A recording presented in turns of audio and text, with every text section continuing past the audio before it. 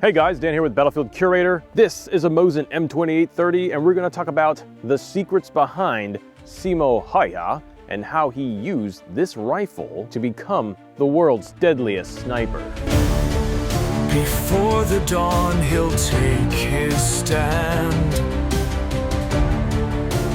bunkered deep in snow-clad land.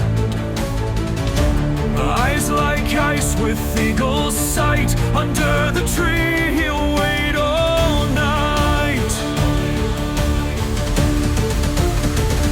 Simo Häyhä, forest ghost. He's the legend they fear most.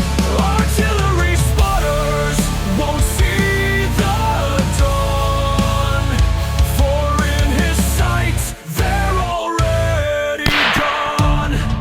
When it comes down to it, we have to talk about his prior experience as a hunter. We have to talk about the rifle that he used. We also have to talk about the circumstances and the tactics and the strategy. And let's just not forget his character. He was a farmer. He was very humble. He just didn't really say too much. He didn't talk too much if he didn't have to. So he kind of was a quiet guy, kind of stuck to himself. He actually never married. He was a very strategic person though, and he was always thinking about the next best thing, the next best place to go hide. He went to numerous amounts of training to get more experience. He went to shooting competitions, and he did a lot of hunting. So he was very young when he started hunting, and he mainly focused on hunting fox. Now, if you know anything about foxes, they are hard to hunt. They are predators. They are small. They have retractable claws just like cats do, but they are part of the canine family. They are timid. Foxes are fast and nimble. So after years of experience hunting in the wilderness by himself,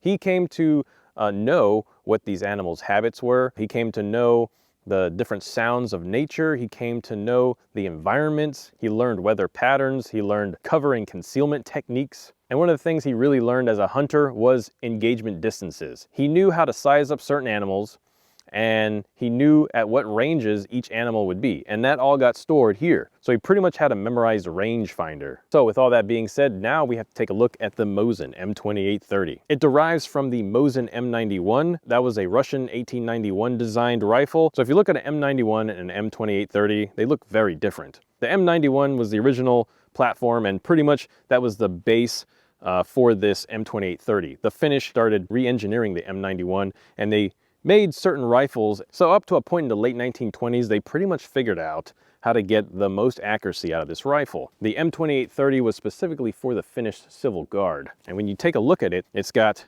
upgraded front and rear sights. It's got a heavy barrel. The heavy barrel is actually free-floated. Some of them actually have Finnish stocks. The more rugged stocks will be of Arctic birch. The trigger was upgraded. The Finnish put their own style of sling mounts on here as well. And you might be saying that, yeah, it takes 7.62 by 54. But the Finnish also redesigned the ammunition. They made the 7.62 by 53R, similar to a 7.62 by 54R. Now, I've personally taken this rifle out to 600 yards, and I have to say this is a really accurate rifle. It's very pleasant to shoot. The trigger pull is pretty good for a military rifle during that time, and the sights are just so easy to line up and get good accuracy out of. It's amazing what the Finnish can do taking a standard infantry rifle that wasn't really designed to be a competition rifle or a sniper rifle, and then redesign it, re-engineer it, and create something like this masterpiece. So another thing Simo did here was he took care of his gear. He really layered up when it came to his clothing. He made sure that he was going to stay warm because the temperatures got to -40 degrees that winter. We're only sitting here in 20 degrees, and this is pretty cold. So essentially, he would have a white overcoat here, and that would help him blend into the snow. What he also did was he took readily available medical gauze and would wrap his rifle on the front part of it, so that way it would be camouflaged as well. You got to think that medical gauze was probably the most abundant white cloth that they could probably get their hands on. I've kind of used cheesecloth here as a substitute, and it is pretty much similar. They're both made 100% cotton. So we talked about Simo and how he is a master at cover and concealment. He would go out in the wee early hours of the morning when it was still dark, and he would set up his position. If he was going to go snipe at an enemy artillery position, or he was going to go tried to do some counter sniping. He would do a lot of research. He would get a lot of intelligence from his unit, and he would plan accordingly. He would also very strategically pick different spots every day, so that way he wasn't very predictable. He would make a little fortified kind of snow bunker. He would also pour water around his little snow bunker. That way, when he shot, the snow wouldn't just dust out and give his position away. He had to ensure that he was not going to transform the environment so the enemy would easily be able to tell that, hey, there's a bunch of snow here that wasn't there yesterday. Now, we talked about his character being humble. Yeah, so he wouldn't brag about his kills. Therefore, we would guess that his kill count was probably about mostly confirmed, maybe half confirmed kills. It's hard to tell in combat whether kills are confirmed or unconfirmed. Now, Simo also knew how many kills he got. He just wouldn't brag about it.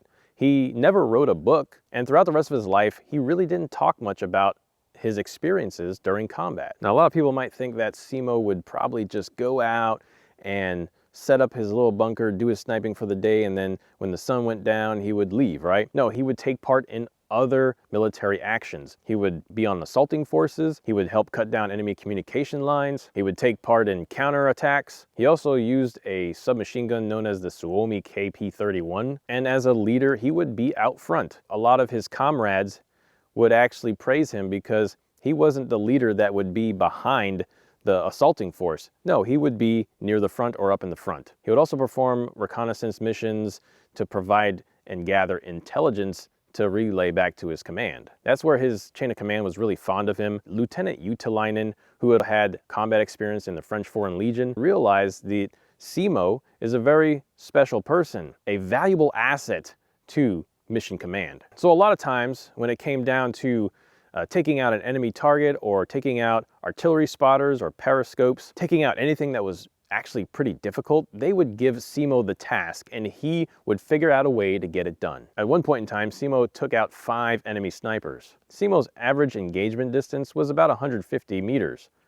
The furthest he shot was around 400 meters, and that was an enemy sniper. Now, when asked, Simo said he never tried to aim for the head, he always aimed center mass. So after about 4 months of combat, Simo Häyhä was wounded in the face on March 6, 1940. Simo never saw combat after that.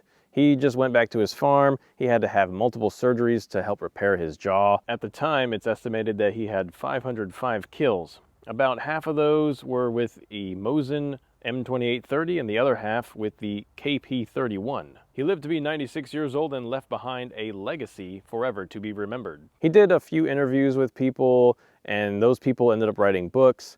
He was on a few different videos online. You could probably find some video footage of him doing signing autographs and doing some other things. But for the most part, he was just a very humble guy. He never really talked about his experiences. So overall, now you know why Simo Häyhä was known as the deadliest sniper of all time. He was able to outsmart and outwit his opponents. Will we ever see a sniper like Simo Häyhä again? With today's modern technology, it would probably be a lot harder. But we will always have relics like this Mosin M2830 to remind us of the struggles of mankind and the perseverance through adversity. If you like this kind of content and you found value in this, be sure to pulverize that like button and subscribe for the algorithms. Also check out the merch site, link in the description. It really helps out.